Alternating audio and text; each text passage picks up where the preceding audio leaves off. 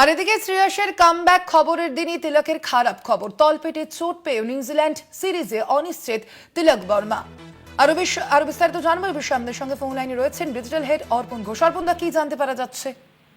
দেখো শোনো, New Zealand series তো বটে, টি-20 বিশ্বকাপে কার্যত অনিশ্চিত হতে চলেছেন তিলক বর্মা। এখনো পর্যন্ত বিসিসিআই অফিসিয়াল কোনো স্টেটমেন্ট না দিল। এখনো পর্যন্ত যা খবর পাওয়া গেছে সূত্র মারফত, যে তিলক বর্মা তলপেটে চোট এবং অভ্যন্তরীণ রক্তকরণ হচ্ছে, সেই কারণে তার অপারেশনের প্রয়োজন হতে পারে।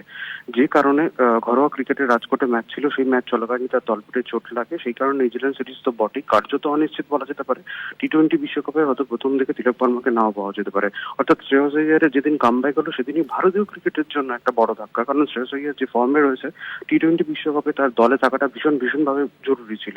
এবার এখনো পর্যন্ত বিসিসিআই তরফ থেকে কতটা চোট কতটা গুরুতর অপারেশন আদৌ করা সম্ভব কিনা, পুরোটাই কিন্তু বিসিসিআই সেন্টার অফ এক্সেলেন্সে রিপোর্ট অনুযায়ী করা হবে। তবে এখনো পর্যন্ত তাকে হসপিটালে নিয়ে যাওয়ার পর ডক্টর রাজা জানিয়েছেন যে সে হচ্ছে তলপেটে গুরুতর চোট রয়েছে। আপাতত মেডিসিন তাকে দেওয়া হয়েছে, কিন্তু সেটা যদি না কমে তাহলে কিন্তু অপারেশন করা হতে পারে।